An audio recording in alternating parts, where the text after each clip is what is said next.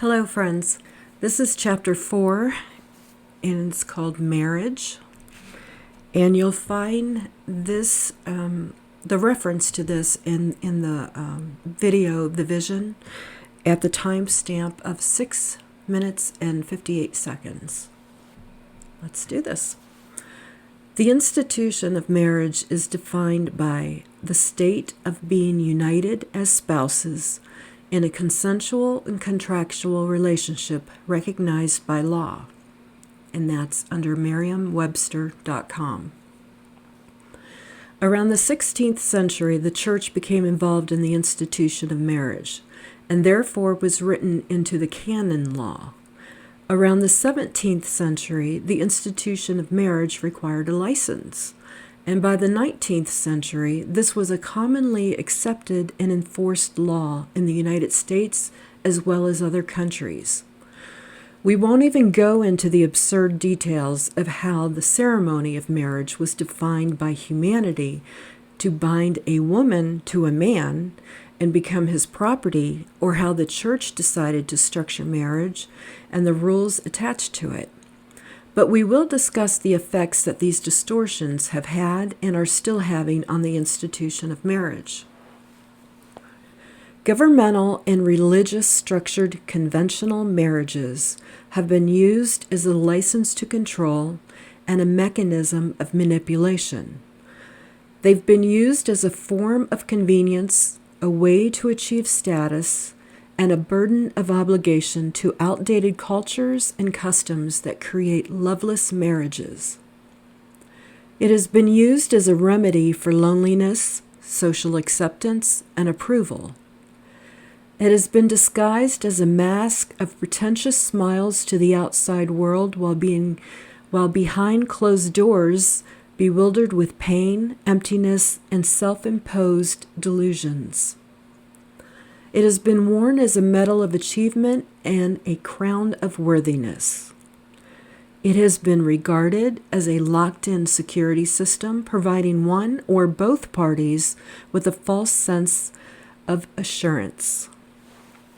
It has become a mocked version of true union and labeled and portrayed as a social media picture-worthy marital bliss. It has become an internal compromise of settling for the monotonous, uninspired, bitter taste that mediocrity leaves in the mouth and then calling it love.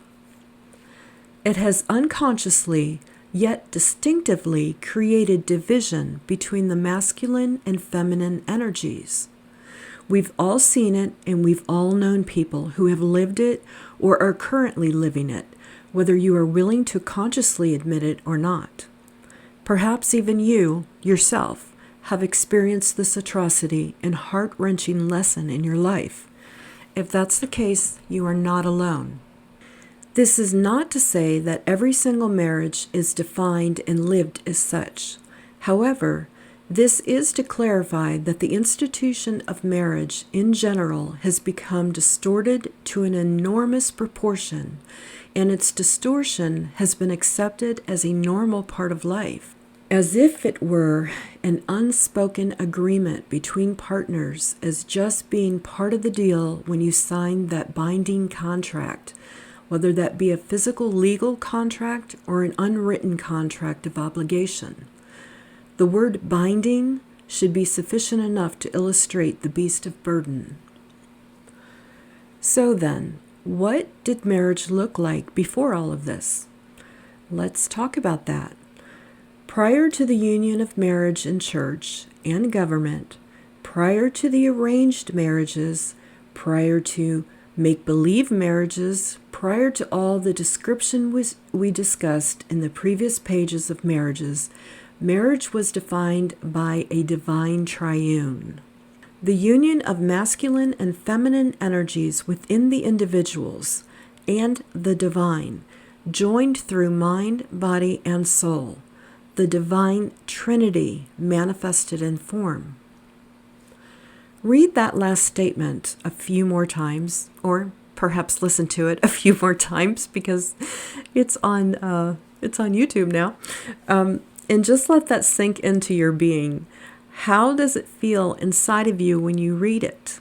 How does your soul feel when you think about that statement? Pay attention to how your heart and body feels when you read that statement.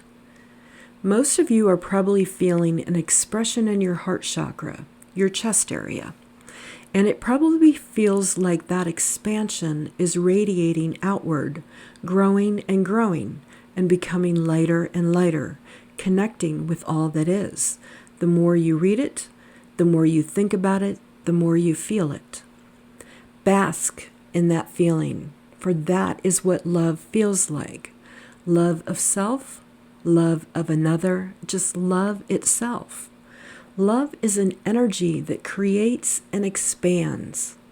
The divine, the universe, God, goddess, cosmic energy, whatever term you prefer, is the full embodiment of pure love, and primal sexual energy is the creative force of love. And that is our true soul essence. We are the embodiment of all of that. Divine soul love is untouchable by any outside force. It comes from the very core of your essence and connects on levels of love and intimacy that nothing else could ever reach or imagine. It rips open places of your heart that you didn't even know existed. It destroys and strips you of everything that you are not until you are standing naked and with nothing left to bear but your own soul. Divine love is the phoenix rising from the ashes of the deceased ego. This kind of love is born within you first, before it can ever be recognized in another. And once you are enveloped by this kind of love, nothing else will ever do. Divine love is within every one of us, and until we are ready to freely fall into the deep, endless sea of nothingness, obliterated into a beautiful, raw surrender, save our courage and trust that we will emerge from the delusions and illusions of our false sense of identity and into the essence of our soul. If not, then we will continue to settle for the monotonous, uninspired, bitter taste that mediocrity leaves in the mouth and call it love. But fear not, for that outdated identity crisis is on a very short, tattered leash now that it is unraveling in a most lovely way. Marriage will no longer need approval of any government, society, or persons.